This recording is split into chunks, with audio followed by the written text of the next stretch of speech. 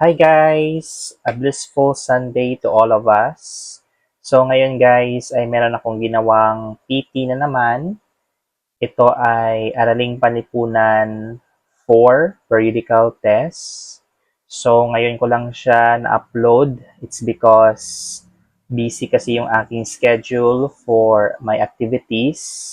Kaya ngayon ko lang siya i-upload dito sa aking channel.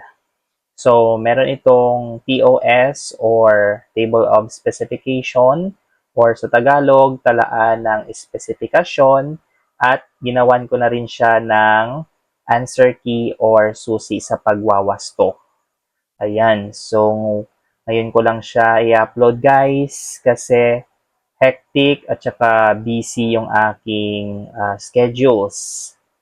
So, without further ado, let's have this PT or periodical test or lagumang pagsusulit sa AP or Araling Panlipunan. Let's go! Periodical test sa Araling Panlipunan 4. Panuto, tama o mali? Isulat ang salitang tama kung ang sinasabi ay wasto at mali naman kung hindi. Una, ang mapa ay patag na naglalarawan ng mundo o isang lugar. Pangalawa, ang hugis ng ating mundo ay bilog. Pangatlo, ang globo ay ginagamit na modelo ng mundo. Ikaapat, ang Ecuador ay may degree na 0. Ikalima, ang mapa ay nagpapakita ng kontinente, karagatan at mga bansa. Ikalawang panuto, ibigay ang mga lupang nakapalibot sa Pilipinas. Isulat ang sagot sa papel. 6, 7, 8, 9, 10. Ikatlong panuto, isulat ang titik ng tamang sagot sa sagutang papel.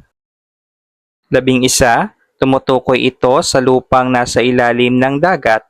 A. Dagat teritorial. B. Kailaliman ng lupa. C. Ilalim ng dagat. D. Kalawakang panghimpapawid. 12, bahagi ng dagat na sumasaklaw ng 3 milya palabras papuntang dagat. Ito ang hangganan ng bansa. A. Dagat teritorial. B. Kailaliman ng lupa. C. Ilalim ng dagat. D. Kalawakang panghimpapawid.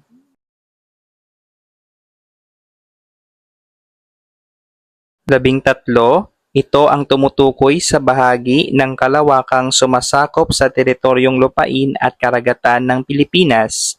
A. Dagat teritorial. B. Kailaliman ng lupa. C. Ilalim ng dagat. D. Kalawakang panghimpapawid. 14, tumutukoy ito sa lupang nasa ilalim ng kapuluan. A. Dagat teritorial.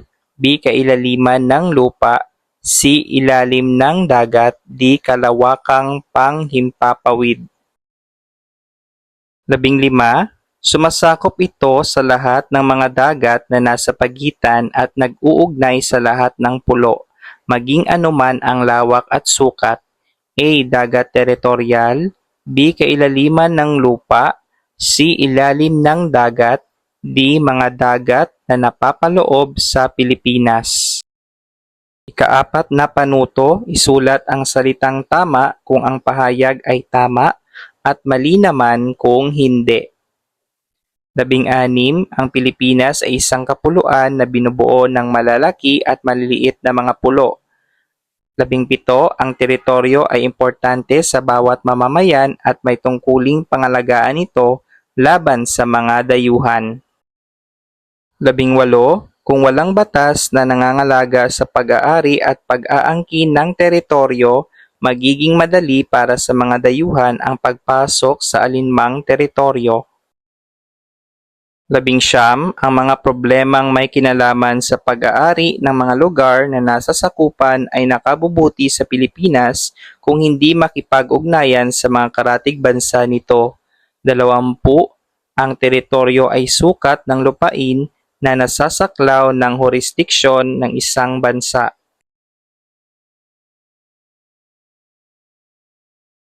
Ikalimang panuto, tukuyin ang heograpiyang pisikal ng Pilipinas. Isulat ang P kung panahon, K kung klema, AT kung anyong tubig, at AL kung anyong lupa. Isulat ang sagot, sapat lang.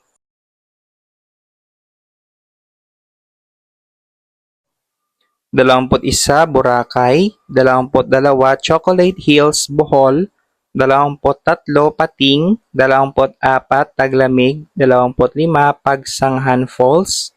26, Mount Mayon. 27, Hagdang Palayan. 28, Palawan, El Nido. 29, Kalabaw. 30, Tag-init. Ika-6 na panuto, iguhit ang masayang mukha kung ang pahayag ay tama at malungkot na mukha kung hindi. Isulat ang sagot sa papel. 31, ang bansang Amerika ay malapit sa Pilipinas. 32, ang bansang Taiwan ay malapit sa Pilipinas. 33, ang Celebes Sea ay anyong tubig na nakapaligid sa Pilipinas. 34, ang Atlantic Ocean ay anyong tubig na nakapaligid sa Pilipinas.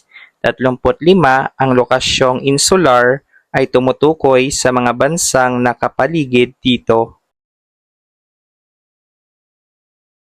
Ikapitong panuto, pagtambalin ang hanay A, mga pangalan, sa hanay B, mga larawan.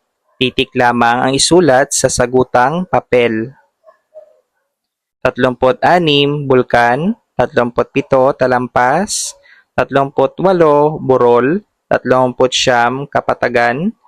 40, Bundok. Hanapin ang mga larawan sa hanay B. Susi sa pagwawasto sa periodical test sa Araling Panipunan, Grade 4. Una, tama. Pangalawa, mali. Pangatlo, tama. Pang-apat, tama. Pang-5, mali. 6, Taiwan. 7, Vietnam. 8, Malaysia. 9, Guam. 10, Indonesia. 11, C. 12, A. 13, D. 14, B. 15, D. 16, tama. 17, tama. 18, tama. 19, mali. 20, tama. 21, AT. 22, AL. 23, AT. 24, K. 25, AT. 26, AL. 27, AL. 28, AT. 29, AL. 30, K. 31, malungkot. 32, masaya. 33, masaya. 34, malungkot. 35, malungkot. 36, E. 37, D. 38, A. 39, C. 40, B.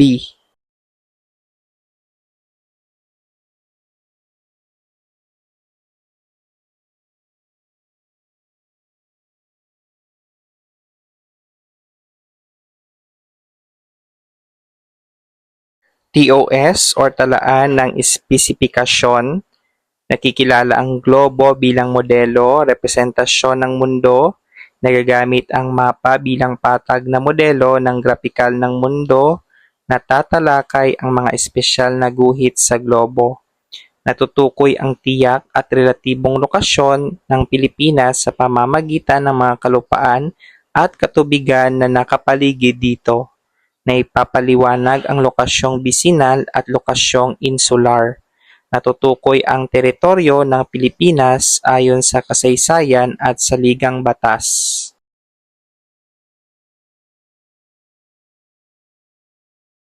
Natutukoy ang teritoryo ng Pilipinas ayon sa Doktrinang Pangkapuluan at ayon sa Atas ng Pangulo, na ilalarawan ang pagkakakilanlang geographical-pisikal ng Pilipinas, na ihahambing ang lokasyon ng Pilipinas sa pamamagitan ng lokasyong bisinal at lokasyong insular.